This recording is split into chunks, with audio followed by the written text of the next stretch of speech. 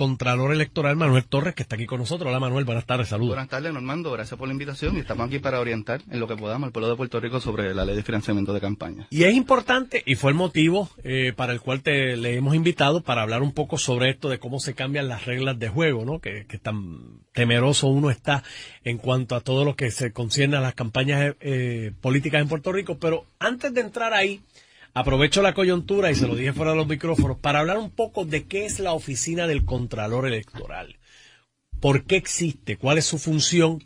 Y cuál es su importancia, a su vez, ¿no? Para beneficio de los amigos que quizás escuchan y solamente piensan en el Contralor, y cuando mencionan Contralor piensan que es el Contralor de Puerto Rico, que no tiene nada que ver con las funciones suyas. Correcto. Bueno, la Oficina del Contralor Electoral es la sucesora de varias oficinas que ha tenido el gobierno de Puerto Rico para fiscalizar el financiamiento de las campañas políticas.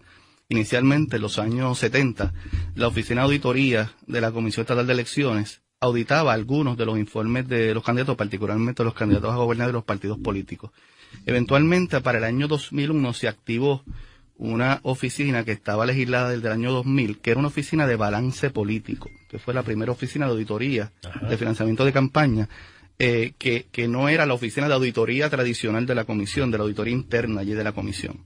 Esa oficina fue una oficina de balance político, habían una serie de auditores de los tres partidos que auditaban el financiamiento de campañas. Eventualmente, el senador Roberto Prats y el representante Luis Raúl Torres trabajaron en un proyecto para crear la oficina del auditor electoral. Okay. Todas estas oficinas estaban adscritas a la Comisión Estatal de Elecciones.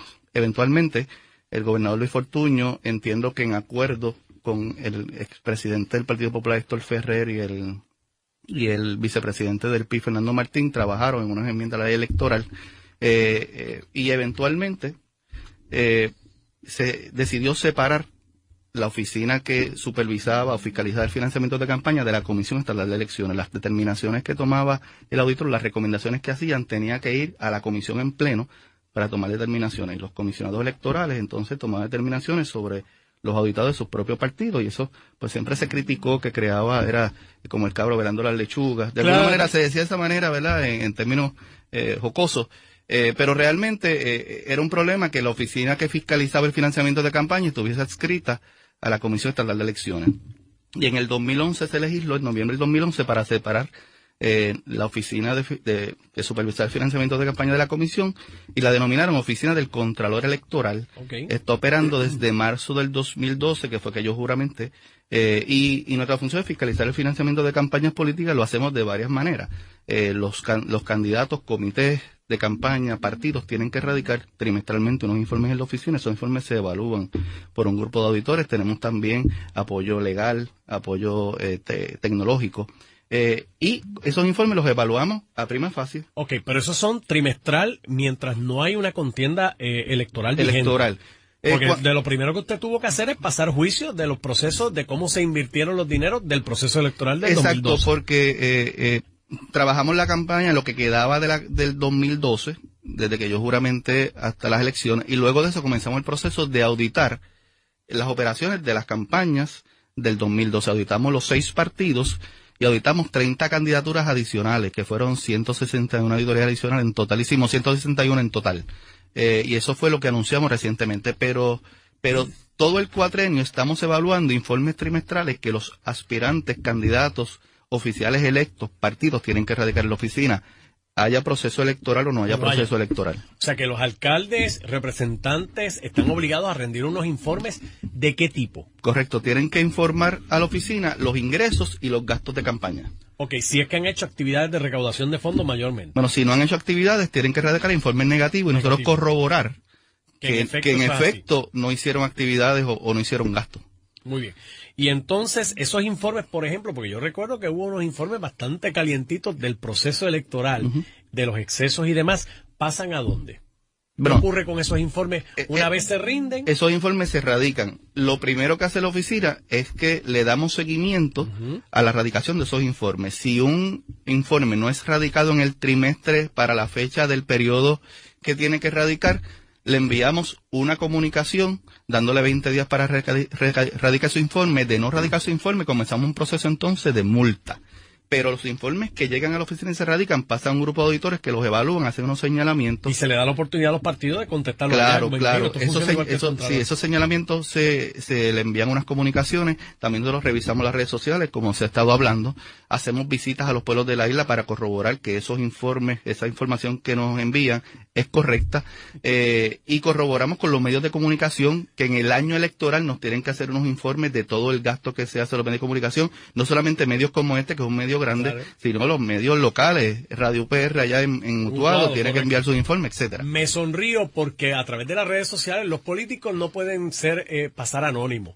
Y uno ve en las redes sociales, aquí estoy en Arroyo con la gente buena del barrio, o con el próximo alcalde, o con ellos, uno siguiendo las redes sociales, uno sabe las actividades que están haciendo los políticos y cuán activos están uno versus otro. O sea, eso, y ustedes lo monitorean. Lo monitoreamos. Si encontramos que la información que encontramos en las redes o en las visitas a los pueblos de la isla no es compatible con los informes radicados, le enviamos una comunicación exigiendo que se enmiende ese informe, y de no enmendar el informe, pues procedemos entonces con lo mismo, con hacer multa. El informe falso es un delito en la ley, y el no radicar informes también es un delito. El no contestar comunicación a la oficina se puede convertir en una falta administrativa y también se puede multar por esa razón. La radicación tardía de informe también se multa, y en ese proceso estamos los 4 años. Del último informe que salió publicado y que se formó revuelo de los excesos de las campañas políticas, sí, ¿cuántas de esas multas prevalecieron y los partidos tienen que pagar?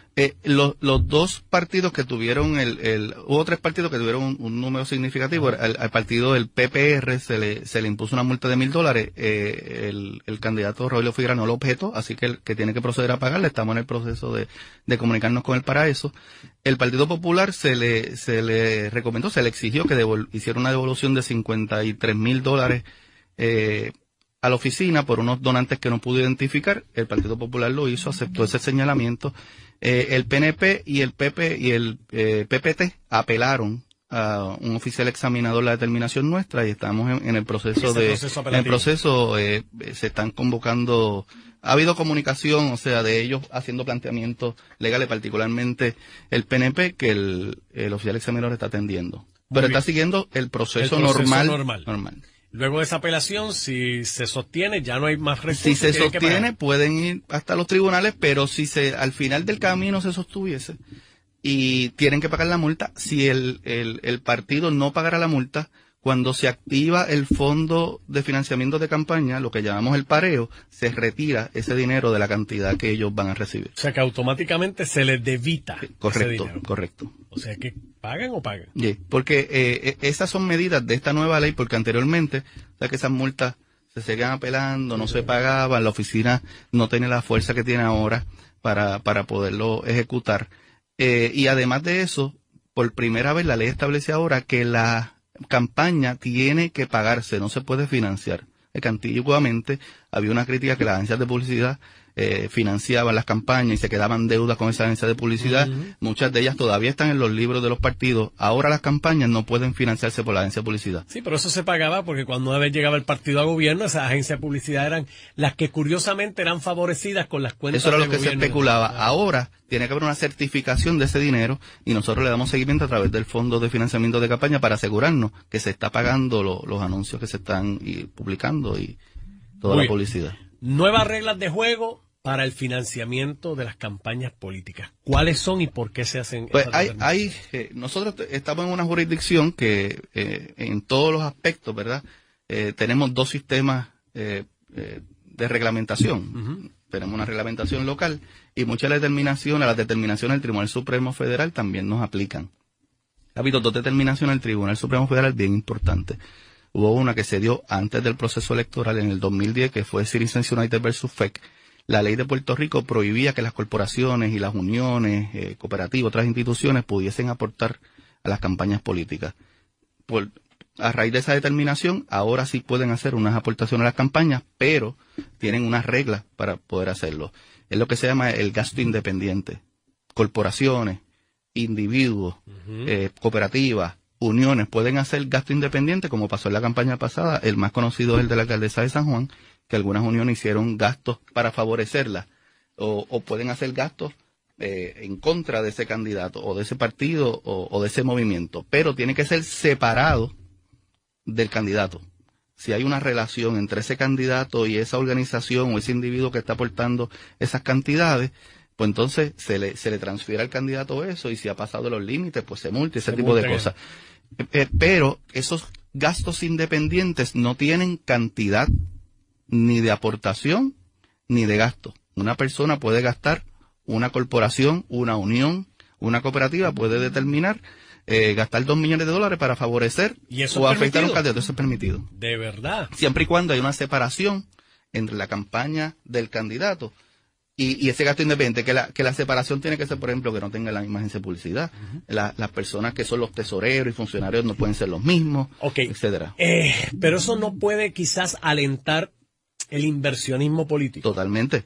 El Tribunal Supremo de Estados Unidos poco a poco ha ido pues quitándole las garras a todas estas oficinas que evalúan el financiamiento de campaña al tomar estas determinaciones, porque recientemente, en el 2014, tomó otra, que es la que recientemente se ha estado hablando, que es la de eliminar los agregados.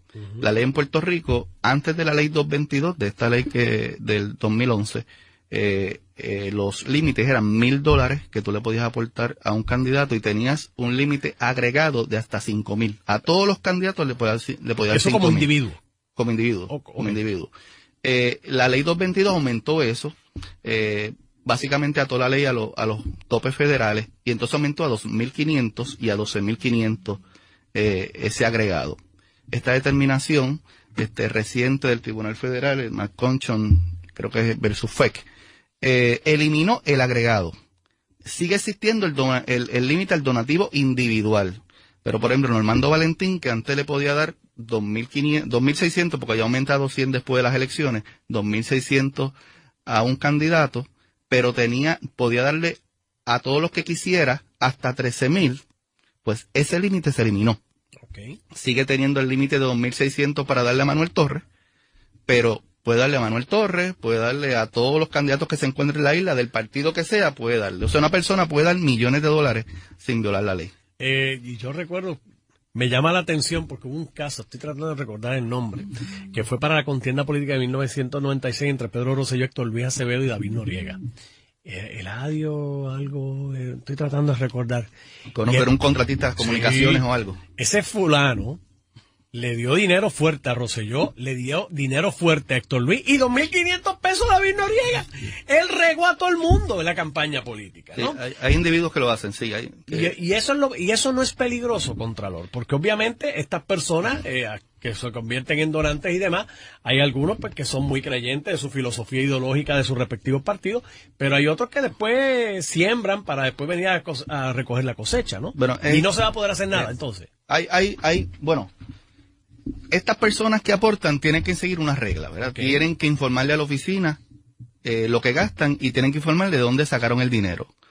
Pero ciertamente aumenta el inversionismo, porque aunque en Puerto Rico todavía estas determinaciones pues no han tomado toda su fuerza, una persona en Puerto Rico, no solamente en la candidatura a la gobernación, sino en candidaturas locales, alcaldías, una persona en una alcaldía que gaste $100,000 de gasto independiente para favorecer un candidato, tiene un poder extraordinario en ese municipio. Claro. Ni hablar de Vieques, Culebra, Las Marías, Florida, etcétera, etcétera. Definitivamente, estas determinaciones impulsan el inversionismo político. Y si partimos de la premisa que el que hace alguna aportación política tiene alguna influencia sobre ese candidato, partiendo de esa premisa, ¿verdad? Como dijo el comisionado Jorge Dávila ayer, no necesariamente tenemos que partir de esa premisa, pero partiendo de esa, definitivamente la persona que te ayuda políticamente en términos de aportación puede tener alguna influencia. Muy bien, pero usted no va a tener control, sino administrar lo que se legisla, y esas son las nuevas condiciones de la ley. Usted es meramente administrador y velar que se sigan las reglas establecidas. No, y por ejemplo, no hay reglas que se sostienen. Por ejemplo,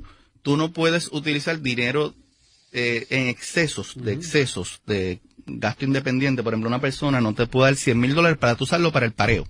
Correcto. Por ejemplo, no puedes usar ese dinero de gasto independiente para poder cumplir con las nuevas reglas de que tienes que hacer una aportación o tienes que confirmar a la oficina que existe un recaudo para poder utilizar el fondo electoral, que es algo de lo que debemos hablar también, de las nuevas reglas de aportaciones. Siempre hay reglas que hay que seguir. La oficina está mucho más activa que antes, estamos tratando de usar la tecnología en todo lo que podemos para ayudar en eso.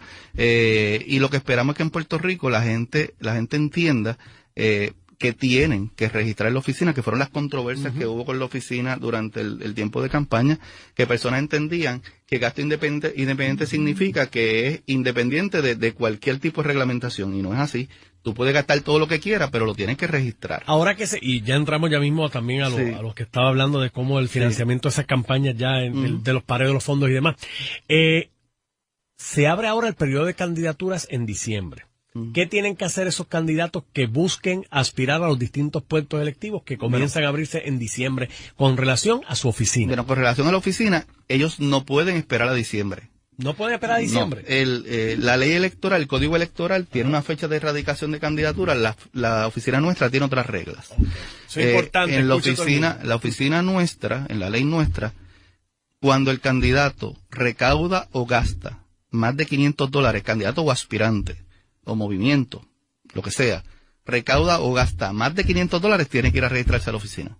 Independientemente que la actividad sea ahora en febrero y yo presente mi candidatura en diciembre. Tan pronto recaudaste o gastaste, porque hay candidatos que de su propio dinero pagan su campaña. Esos candidatos, aunque sea de su dinero, tienen que ir a registrarse. Nosotros allí, ellos registran su organización, le ofrecemos una orientación sobre las disposiciones de la ley, adiestramos a su tesorero sobre el nuevo sistema de radicación electrónica, porque ahora los candidatos radican electrónicamente. Ahora ustedes, los periodistas, tienen acceso electrónico allí en la oficina. ¿Son públicos esos documentos? Bueno, son públicos, sí, son públicos, y tienen acceso allí en la oficina, pero electrónicamente. Y entonces tienen que comenzar a registrar trimestralmente todos sus ingresos y todos sus gastos. No tienen que esperar a radicar la candidatura. De hecho, la ley establece que si es un proceso interno, como candidaturas a presidente municipal de uno de los partidos, también tienen que registrar su comité y informarnos sus ingresos y gastos. Muy bien. Tengo varias preguntas de Twitter que siempre me llegan por aquí. Hay uno que me pregunta por aquí que a dónde va el dinero obtenido de las multas que se sostienen. ¿Revierten a su oficina o revierten a la Comisión Estatal de Elecciones? Revierten al fondo del financiamiento de campaña, las multas, al fondo de pareo y al fondo de financiamiento de los partidos que no se acojan al pareo tradicional. O sea que ahí es que se dispone por ley que ese dinero de las multas pasa a ese fondo. Exacto. Perfecto. Me escribe por aquí, pregúntale por la campaña del gobernador de Juntos Moviendo a Puerto Rico. ¿Eso se puede catalogar como una campaña o un movimiento político? El código electoral establece que en el año electoral se activa la oficina esta que tienen en la comisión que evalúa los anuncios de gobierno, y ellos evalúan si ese anuncio se puede catalogar como anuncio de campaña o no, y es la que determina si si ese tipo de eslogan puede permanecer o no. Aunque sea una propaganda gubernamental. Sí. Durante el año electoral se activa esa junta de anuncios, es como se llama, y ellos evalúan los anuncios, pero no solamente los anuncios, evalúan hasta los lápices, cualquier tipo de publicidad o propaganda que hagan las agencias de gobierno, los municipios, etcétera. Se activa en enero del próximo año. En enero, durante todo el proceso electoral. ¿Y eso no tiene injerencia con ustedes? No, la junta de anuncios está en la comisión. Muy bien. Me dice por aquí, bueno, estas son otras cosas voy a averiguar, está interesante ahí esos 4 boricuas que están con unas cuentas en Suiza. Hay que ver quién son. Bueno, haremos esa labor de research ya mismo. Vamos a hablar entonces sobre este asunto del pareo de los fondos, que también ha estado creando malestar, porque no es como funcionaba en el pasado proceso electoral, particularmente el PPT, que está en proceso de reinscripción bastante adelantado, han señalado de que pues este sistema aprobado en la ley opera en su contra. ¿Usted qué tiene que decir y qué le parece este proceso de evaluación de las enmiendas a la ley se estuvo discutiendo por mucho tiempo? Había una crítica general de cómo era que se estaban financiando los partidos, ¿verdad? Que se le pusiera algún tipo de regla, algún tipo de requisito adicional a las peticiones que los partidos tienen que llenar para inscribirse como partido, ¿verdad? Tienen que radicar allí.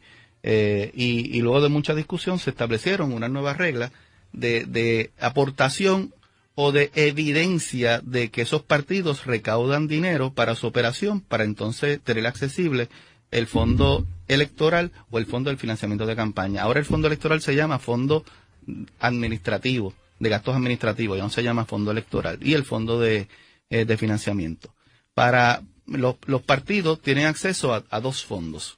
El fondo de gasto administrativo es de $400,000 al año. En el año electoral es de $600,000 y tienen también la opción de solicitar el pareo, que es hasta $5 millones que le aporta el gobierno, o recibir entonces $1 millón de aportación del gobierno. Ahora, para usted recibir los $400,000, que antes no había ningún requisito adicional que no fuera ser partido, ahora usted tiene que evidenciar a la oficina, certificar a la oficina que recaudó, y nosotros corroborar que recaudaron $100,000 durante el año anterior. No es un pareo. Okay. Es certificar que lo recaudaron durante el año, aunque lo hayan gastado ya. Eso es para el fondo. Y todas esas certificaciones salen de su oficina. De nuestra oficina. Nosotros le certificamos al secretario de Hacienda, y entonces el secretario de Hacienda comienza a hacer los desembolsos.